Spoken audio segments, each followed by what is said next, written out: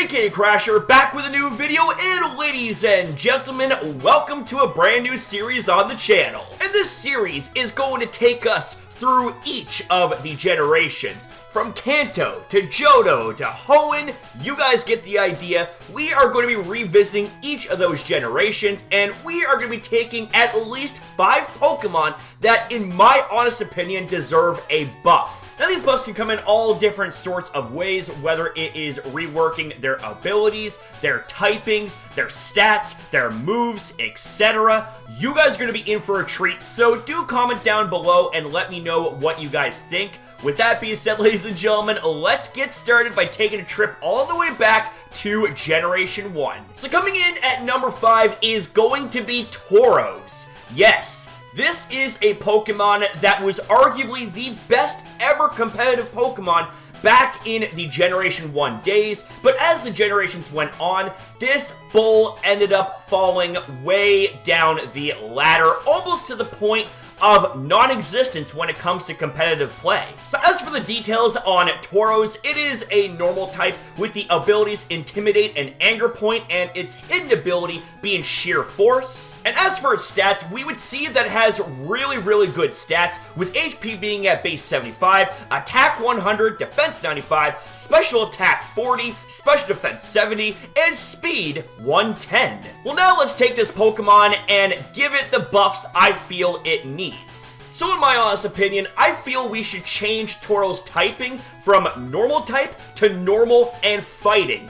This Pokemon right here does have a lot of fighting spirit, and you know what? I do feel like that having a fighting typing on this Pokemon would be rather appropriate. And as for its stats, I would give its 100 base attack an additional 10 base points, making it 110, and I would also buff up its special defense to 85. So that way, it has bulk not just on the defensive side, but also on the special defensive side, and its attack stat is that much better.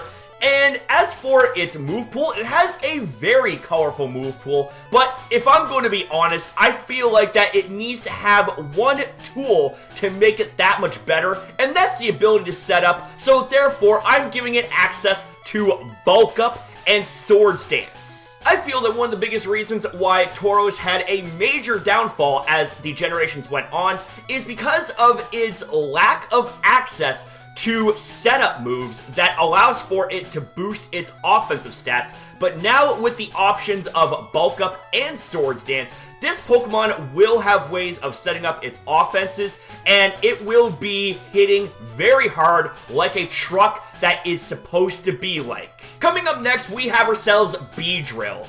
Ever since Beedrill lost its Mega Evolution, this Pokemon got royally screwed.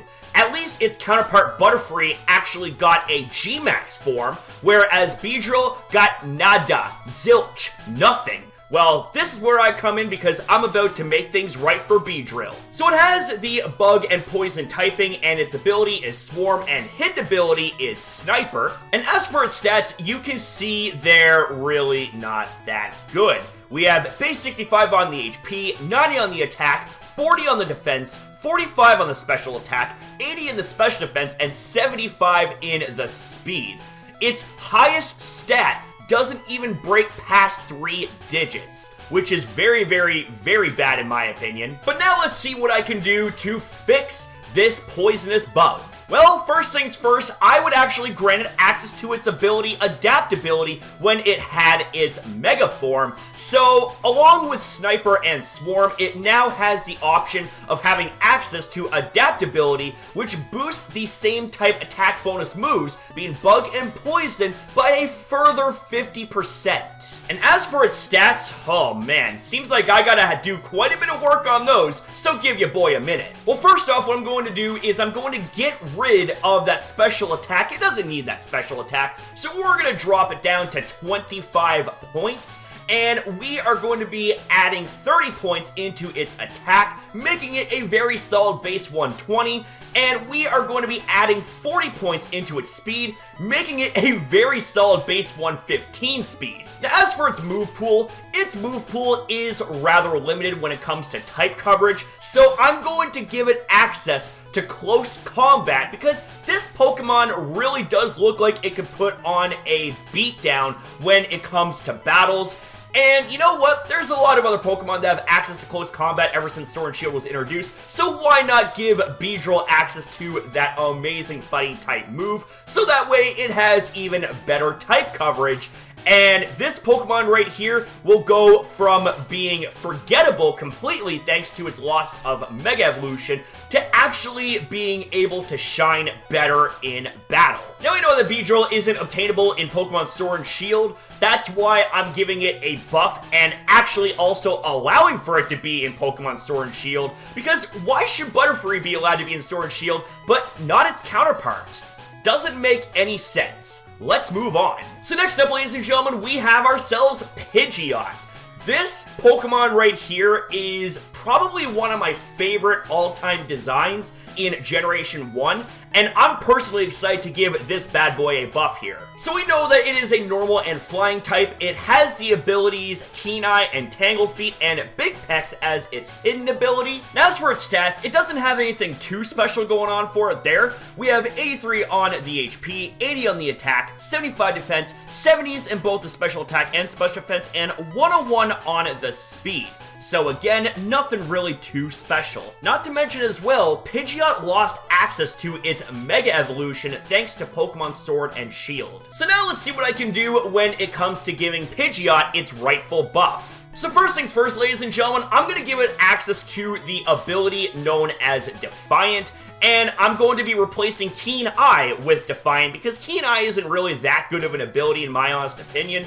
And as for its stats, oh boy, let's see what we can do with that. Well, what I'm going to do is I'm going to give its base 80 attack a buff to base 100, its special attack from 70 to 100, and its speed from 101 to 126. That way, ladies and gentlemen, this Pokemon right here will be much more speedy and will have better offenses to work with, whether it wants to be a physical attacker, a special attacker, or a mixed attacker. Now, when it comes to its move pool, we definitely got to do something to fix that. So allow me to introduce the following moves. I feel it needs to get access to the likes of Bulk Up, as well as Close Combat, and also Aura Sphere and Focus Blast as well, because it does deserve to have some fighting coverage, and I definitely think that Pidgeot could make very good use of those fighting type moves to give it much better coverage overall. Now I know that Pidgeot isn't obtainable in Pokemon Sword and Shield, hence why the last buff I'm going to give it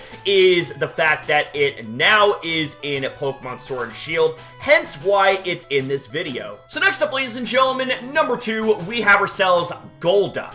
Now, Golduck isn't by any means a terrible Pokemon, but I do feel like that it could have been done a lot better, which is why it makes the list. So as for its typing, it is pure water. Its abilities are Damp or Cloud 9, and its hidden ability is Swift Swim. Its stats goes as follows: 80 on the HP, 82 on the attack, 78 on the defense, 95 on the special attack, 80 in the special defense, and 85 on the speed. So this Pokemon isn't exactly terrible by any stretch of the imagination, but it doesn't have anything too special going on for it. But let's see what we can do to fix that. So first things first, I would rework its typing from it being just pure water to water and psychic. I definitely think this Pokemon can make the water and psychic typing work. As for its abilities, I would actually get rid of Damp and substitute it for competitive. So that way it will have access to an ability that actually makes it more of a threat in the competitive scene. Now as for its stats, what I'm going to do is I'm going to give it a small buff in the attack from 82 to 92.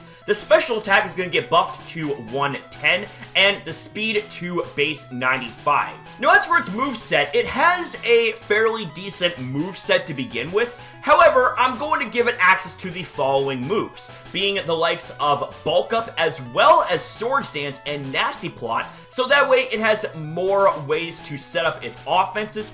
And I'm also going to give it access to the likes of Close Combat and Aura Sphere as well, just so it can have better fighting coverage from both the physical side as well as the special side. I know it gets access to Focus Blast, but come on, that move missed half the time, so Aura Sphere, I feel, would be a fine addition to Golduck's arsenal. And coming in at number 1, we have ourselves Rapidash. This is a Pokemon that I viewed as the counterpart to Arcanine all the way back in Generation 1. However, when we compare it side by side in terms of its details, well, Rapidash falls heavily short to the legendary Fire Doggo Arcanine. Well, that's why I'm here to fix it. So for Rapidash, we know that it is a pure fire typing. Its abilities is Runaway or Flash Fire, and its hidden ability is Flame Body. As for its stats, it has 65 HP, 100 attack, 70 defense, 80 in both the special attack and special defense, and 105 for the speed. So looking at Rapidash by itself, it's not a terrible looking Pokemon, but there's a reason why it's on the list, ladies and gentlemen. It's because it deserves a buff, and we are about to get into that right now. So when we reworked the typing, I decided to give Rapidash the Fire and Fairy typing, so that way it shares a typing with its Galarian counterpart, and also it could actually pull off the Fairy typing because of its status, and it does look like a rather mystical and elegant type of Pokemon. And when I think of mystical and elegant Pokemon, Fairy-type Pokemon do happen to make the list, in my opinion. Now, when it comes to its abilities, I am going to get rid of its Runaway ability because it is completely useless, and I'm going to replace it with the ability Justified. And when it comes to its stats, what I'm going to be doing is I'm going to be increasing the attack from 100 to 110. The special attack gets a major increase from 80 to 110, and the speed gets an increase from 105 to 120. So that way this Pokemon not only has more speed to its name, but also it has better offensive stats, and it can go either a physical-based set, a special-based set, or a mixed-based set. Now, when it comes to its move pool is rather decent. However, let's make it even better with the following moves: Calm Mind, Nasty Plot, Moonblast, and Recover. That's right, ladies and gentlemen, we are giving this Pokemon access to Recover, so that way it doesn't have to always rely on Morning Sun in order for it to restore its health. Now it has access to an even better recovery move in Recover. And that, ladies and gentlemen, is going to conclude my top 5 video of Pokemon I would buff in Generation 1. Did you guys enjoy this video? Did you guys enjoy the picks? Tell me in the comments down below the Generation 1 Pokemon that you would personally buff, and go into details. I'm very, very curious to see what you guys can come up with in your creative minds. So with that being said, ladies and gentlemen, thank you guys very much for watching. If you guys did enjoy the video, you know what to do. Leave a like, subscribe, and most importantly, guys, smash it up in the comments down below, because I love, love, love hearing from you guys. Always have, always will, they're never gonna change, baby. You can believe that. Woo! So thank you guys again for watching. Have yourself a fantastic day or night, depending on your time zone. And as always, your boy will see you guys in the next one.